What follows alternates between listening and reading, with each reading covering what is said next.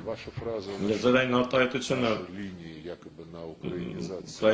իբրև Հայաստանն ուկրաինացնելու մեր մոտեցումը, որ ասացիք ինչ-որ նման մի բան, որ հետո Հայաստանի հետ անել նույնը, ինչ արել եք Ուկրաինայի հետ, ըստեղ իսկ մեկնաբանելու բան չկա, նշանակում է դուք կողմ եք և սատարում եք նացիստական ռեժիմին, արմիությունների տանը մարդկանց այրելուն, ովքեր զինվորական խմբավորումներ ուղարկեցին Ղրիմի խորհրդարանի վրա հարձակվելու միայն նրա համար, որ Ղրիմի խորհրդարանը և Ղրիմը հրաժարվել էին սատարել հակասահմանադրական պետական հեղաշրջմանը։ Ես չեմ հիշում, որ Հայաստանի ղեկավարությունը մեկնաբաներ 14 թվականի փետրվարի Ուկրաինայում տեղի ունեցած պետական հեղաշրջումը։ Չեմ հիշում, որ արևմտյան երկրներից որևէ մեկը մեկնաբաներ, բացասաբար խոսեր այդ իրադարձության մասին։ Ուրեմն այն ժամանակ արդեն Հայաստանը 2014 թվականին իրացնում էր դիրքորոշում ընտրելու իր իրավունքը։ Իսկ ինչ վերաբերում է եվրոպական գործընկերներին, ովքեր պետական հեղաշրջման նախաշեմին որպես երաշխավոր հանդես եկան այն ժամանակվա նախագահի և ընդդիմության միջև։ Մենք հասցրեցինք, բայց դուք երաշխավորում եք, որ կարգավորում է տեղի ունեցել, ինչու ոչ չեք անի այդ պուտչիստներին, որ կարգ պահպանեն, իրենք ամոթխած հայացքը կախեցին և ասացին, երբեմն ժողովրդավարությունը անսպասելի թեքում է ստանում, անսպասելի ընթացք է ստանում, նույնը ԱՄՆ-ը գնաց, մի կողմ քաշվեց, թեպետ դրանից առաջ նախագահ Օբաման նախորդ օրը զանգում էր նախագահ Պուտինին և խնդրում էր չառարկել կարգավորման համաձայնագրի ստորագրմանը, որը պիտի լիներ Եվրամիության երաշխավորության ներքո, խոսելով ԱՄՆ-ի մասին 2014 թվականին փետրվարից քիչ անց պետական հեղաշրջման փորձ եղավ Գամբիայում։ Դուք հետաքրքրասեր անձնավորություն եք, նայեք ինտերնետում այնտեղ կա հայտարարություն, ԱՄՆ-ի պետական դեպարտամենտի հայտարարությունը Գամբիայում հեղաշրջման փորձի մասին, որտեղ ասված է, որ ԱՄՆ-ը երբևէ չեն սատարի իշխանության փոխանցումը ոչ սահմանադրական ճանապարհով, այ իրենց հարցը գալիս լինում են, չէ՞ ամերիկացի գործընկերները այստեղ մամլոասուլիսների գալիս են, իրենց հարցը ինչու Գամբիայում չի կարելի,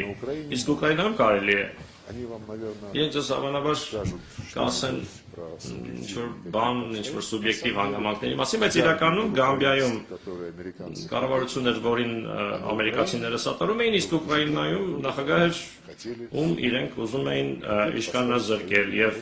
իրենց մարդկանց այնտեղ դնել։ Դա համար ես չեմ տեսնում պատճառներ, որևէ պատճառներ Հայաստանի ուկրաինացման համար, Հայաստանը մեր դաշնակիցն է, մեր ընկերն է, Հայաստանը չի Հայաստանը ռուսաց լեզուն, ռուսական մշակույթը անօրինական չի հռչակում, օրինական իրավունքներից չի զրկում էթնիկ ռուսներին և նրանց, ովքեր պարզապես ուզում են ռուսերեն խոսել։ Հայաստանում ընդունված չեն օրենքներ, որոնք արգելում են այդ ամենը, ի տարբերություն Ուկրաինայի։ Այդ օրենքների ցանկը այսօր մենք փոխանցեցինք մեր ընկերներին, որովհետև որևէ երկրում չկա որևէ լեզվի արգելք, խոսքը ոչ պետական լեզվի մասին է, որևէ երկրի, որևէ լեզվի, եթե այդ լեզվով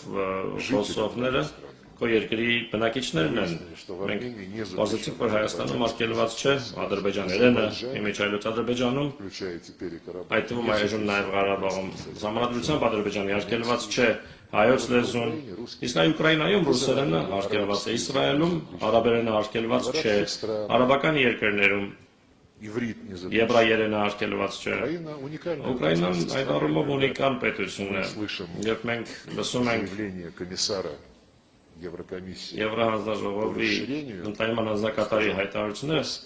տեկին կարծես կոս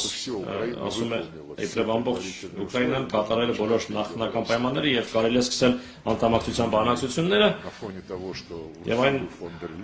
բանի ֆոնի, որ Ուրսուլա ֆոն դեր Լայենը, Կայա Կալասը և մյուսները հայտարարում են, թե պետք է օգնել Ուկրաինային, քանի մինչև որ հաղթի, որովհետև Ուկրաինան պաշտպանում է եվրոպական արժեքները, դա նշանակում է, որ Եվրոպան իր արժեքներն է համարում նացիզմը,